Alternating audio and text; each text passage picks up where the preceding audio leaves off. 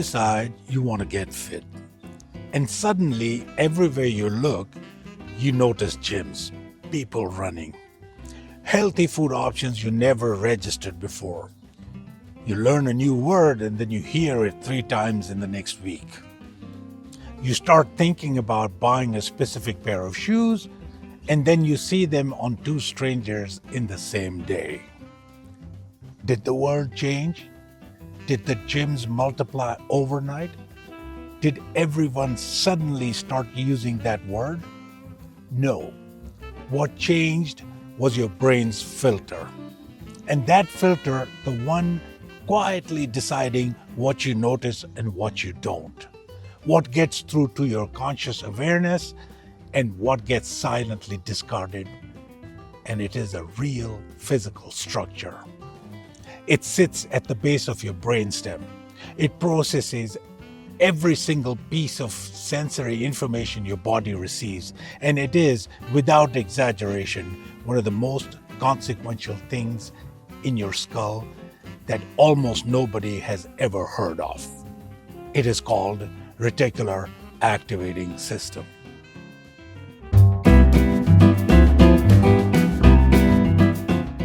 Let's locate this thing properly.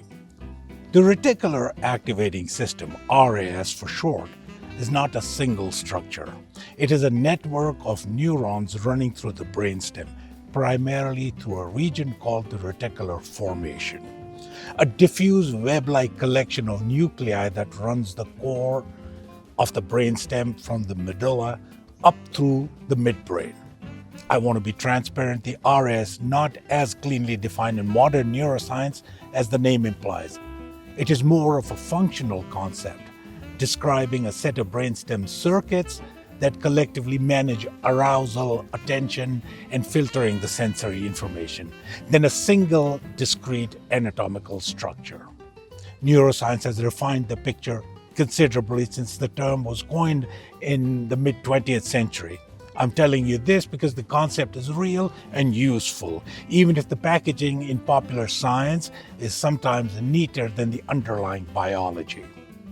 Here is what it does in plain language. Your senses are collecting approximately 11 million bits of information per second. Your conscious mind can process somewhere in the range of 40 to 50 bits per second. I want to flag both those numbers. They are widely cited, but precise figure in this area vary considerably by source and methodology. But the general point that the gap between sensory input and conscious processing is enormous is solid and well accepted. Something has to decide what makes the cut. That something is the RAS.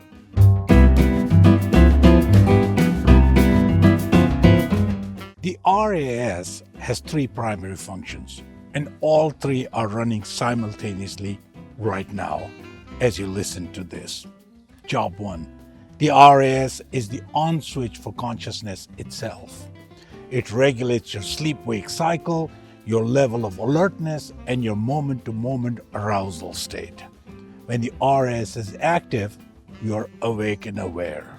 When it is suppressed, you're asleep.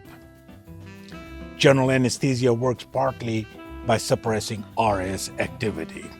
Certain brainstem injuries that damage the reticular formation can cause permanent coma. This is how fundamental this structure is. It is not peripheral. It is the gatekeeper of consciousness itself. Job 2. Sensory filtering. This is the red car phenomenon.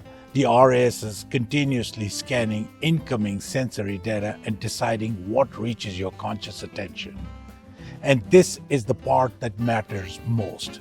The criterion it uses for this decision is what you have told it to look for through your focus, your goals, your fears, your beliefs, your repeated thoughts. The RS is not making independent editorial decisions. It is executing instructions you have given it, mostly without realizing you were giving them. Job 3. The RS sends activation signals upward to the cortex, essentially warming up the relevant brain regions to process the information. It is the structure that makes sure right part of your brain are ready when relevant information arrives.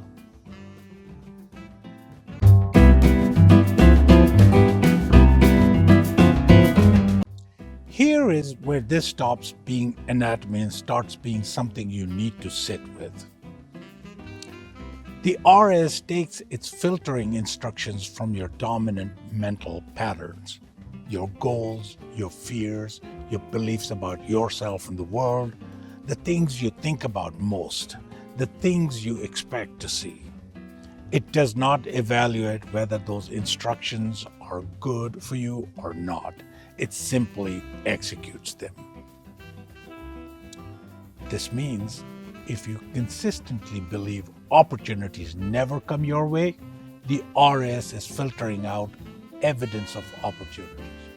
Not because they aren't there, because it has been instructed by your repeated belief that they are not relevant. If you're convinced that the people don't like you, the RS will reliably surface the glance, the tone, the pause in a conversation that confirms this. The 20 interactions that contradict it will be filtered as noise. If you're focused on a specific goal, the RS will begin surfacing information, connections, and opportunities relevant to that goal that were always in your environment but previously invisible. This is the neuroscience behind something that sounds dangerously close to self-help cliche. The idea that what you focus on expands. I want to be careful here. The RS does not make things appear that aren't there. It is not magic. It is not the law of attraction dressed in a lab coat. What it does is determine what from the enormous fire hose of available reality reaches your conscious awareness. And that is not a small thing. That is almost everything.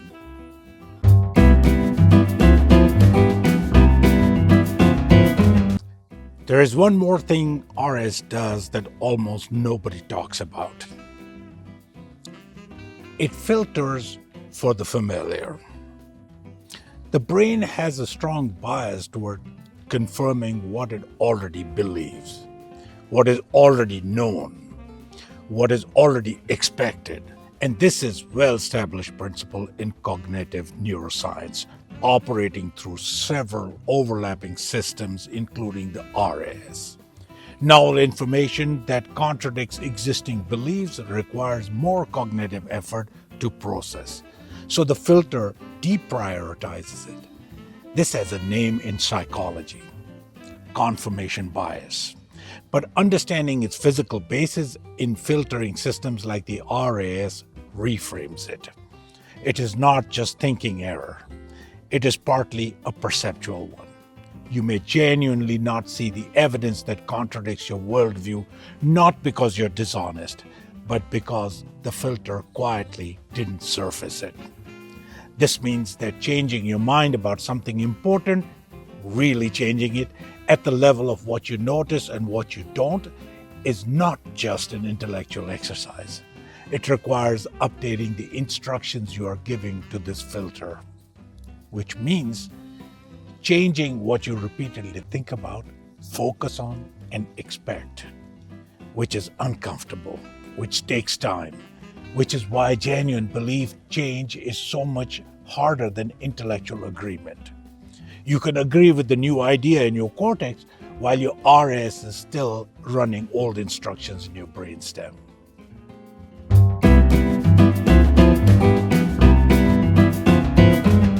Understanding the RS gives you a lever, a real one. If the filter takes its instructions from your dominant mental patterns, then deliberately, intentionally shifting those patterns is not wishful thinking. It is reprogramming a filter. Here is what that actually looks like practically. Written goals work. There is a reason writing down specific goals clearly, in detail, has been associated in psychology research with better follow-through. I want to be careful. The research here is more mixed than the self-help industry implies, and I won't overstate effect sizes. But the directional findings that specificity and written articulation improves goal pursuit is credible.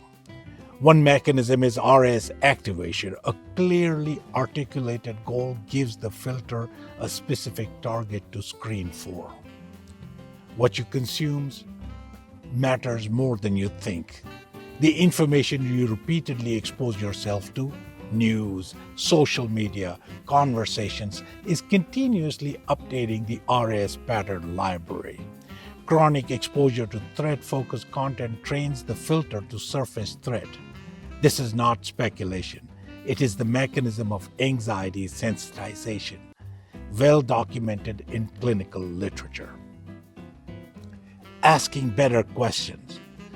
This sounds almost too simple, but the brain is a questioning answering machine, and the RAS is activated by questions as much as by statements. Why does nothing ever work out?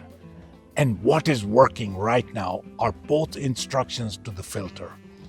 They will surface different evidence from the same reality. The question you habitually ask shapes what the filter presents as your experience of the world. Deliberately exposing yourself to new contexts, new people, new information forces the RAS to operate with wider aperture. It cannot rely on familiar pattern library and must surface more.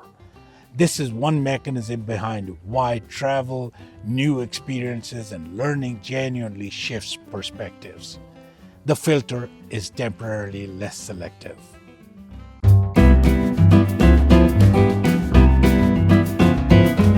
Right now, in this moment, your brain is receiving an almost incomprehensible flood of sensory information, and it is showing you almost none of it.